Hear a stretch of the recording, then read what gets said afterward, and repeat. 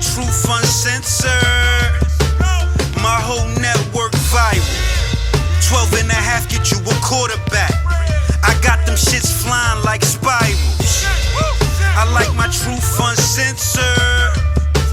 My whole network. To the Uncensored Truth Podcast with your brother Old God and Sam, man. We going in on this Monday, May the 20th. Everybody that's listening on YouTube, you already know what to do. If you rock out with us, go ahead and share this video and tap the like button right there on your screen. Well, R.Kelly, Sam, man, is back in the news now, according to several media outlets, right here, including The Blast. R.Kelly is close to wrapping up. The case is close to wrapping up, and they're saying that the singer will be battling dual indictments in both New York and Illinois. Now, sources familiar with the investigation tell Blast officials they have been interviewing witnesses, and testimony will be presented in front of the grand juries in both the Southern District of New York and the Northern District of Illinois. Now, one source directly involved with the investigation tells them that they expect everything to be wrapped up once again within the next few weeks. And they're saying that the charges that are going to be coming down mainly on R. Kelly are sex trafficking and tax evasion charges. So, man, not looking good. Obviously, we know right now that R. Kelly is out on bail facing a case. It looks like more cases now to be added to this. Sam, man, what are your thoughts on this new story coming up by way of The Blast, saying that new indictments, one in New York and one in Illinois, that R. Kelly's going to have to be dealing with federal indictments? It looks like it's once again getting serious for R. Kelly. Now, the last time we spoke on this situation, we talked about Michael Avenatti, and we were saying all the nonsense he was going through with Nike and being exposed. And we were talking on, okay, now what does this do for the R. Kelly case? Because a lot of the documents and a lot of the evidence that he may have been providing may be false, may not be credible because of the person providing the evidence. He may have an actual chance if we're talking on tapes and DNA evidence provided by this man. And then time went by and we heard the child support stuff and this and that. And nothing, I mean, that is what it is. But it seemed like the feds were still behind the scenes doing what they're doing. And now they've picked it up. And I don't think that they're going to be hit with fraud anytime soon.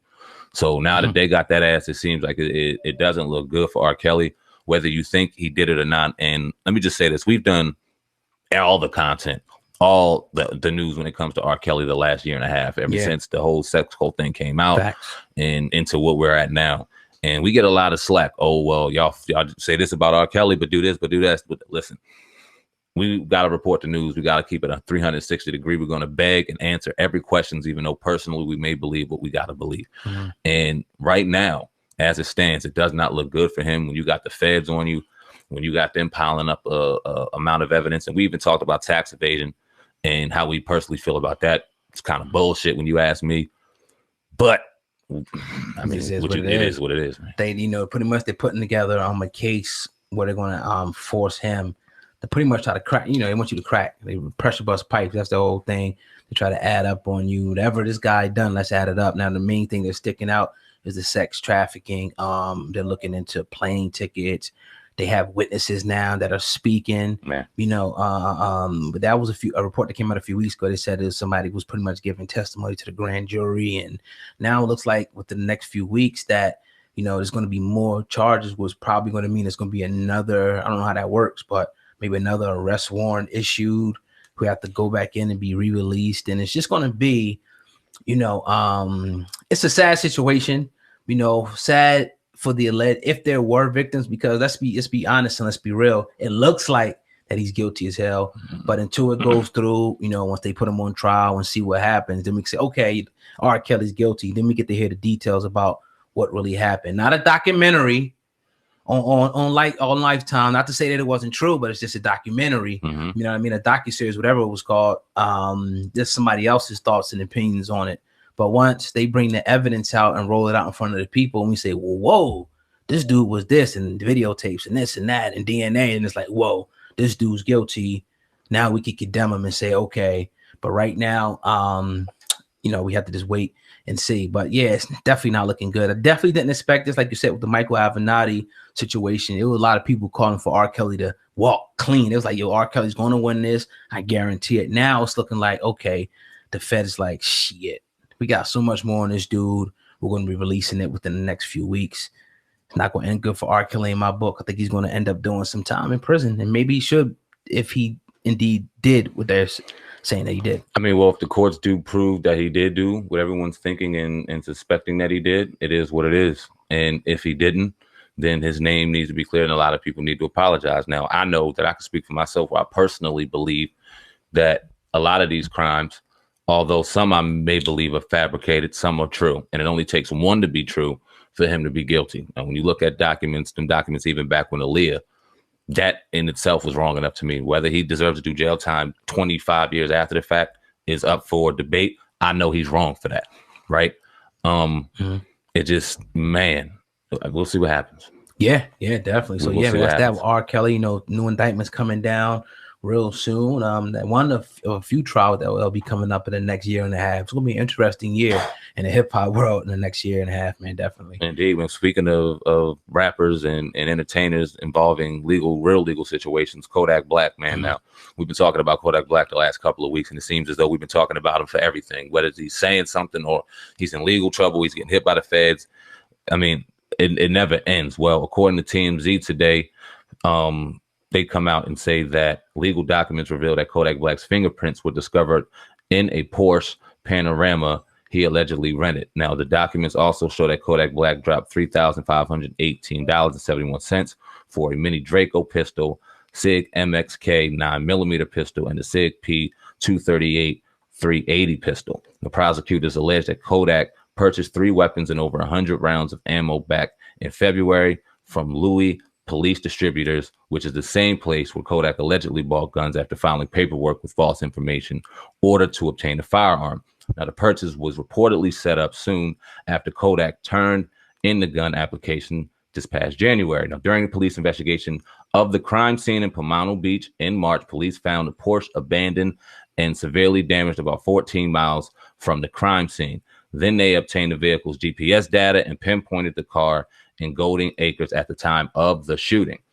Kodak's criminal attorney, Bradford Cohen, says the prosecutors admitted that the gun found at the scene of the crime had not been used. He also said that witnesses from the site of the shooting told him that they hadn't seen the rapper at the scene of the shooting. These allegations against Kodak marked second recent legal trouble since Tide. He was arrested before Rolling Loud set, we all know, on May 11th. On top of all the other shit. Yeah, looked like they got him. Goodness gracious, oh God, what do you think about this? Now, obviously, this was a shooting that happened down in Florida. They didn't know what happened. They found the car, and Yeah. I mean, again, like you said, all the stuff, all the stuff being very serious. The sexual assault thing he has going on. This case now, they're saying there's prints all over the place. They matched the GPS, the car, the Porsche, all the records is there, man. It's just like paper trail, you know what I mean? So it's just like a downward spiral for the young gentleman. And it was crazy because I had my title on the other day. It popped up on a Kodak song. I forget the name of the song. Man, what's the name of that song? It'll come to me in a minute. And I was listening to it. It's pretty dope. You know what I mean? It was pretty decent. And it's just sad to see, this young man, that has a lot of potential, I have to admit, go with a downward spiral, right? It looks like probably now with the him trying to get into Canada with the guns, the sexual assault case, and now this case that he's going to be spending, his immediate future behind bars. It just looks like that. Now maybe he may work something out where he may be able to finagle where he gets some type of probation, which I doubt. Kodak Black is going to have to probably sit for a while because of bad decisions, continuously making bad decisions and worse decisions, and now it's going to cost him a lot of money and his freedom. The silver lining in all of this, because there is some, even though it may seem like he's at rock bottom right now, this kid is 21 years old. Yes, I call him a kid. I take a lot of flack for that, but I'm not coming off of that. And I mean, let's say he does a dime. He'll come out when he's 31 years old. Although he have missed a lot of time, a lot of money, and missed out on a lot of opportunity, at least he would have gotten a schooling that now he brought on himself and can move him forward in life. I often talk about him and NBA Youngboy and a lot of these other young up and coming rappers.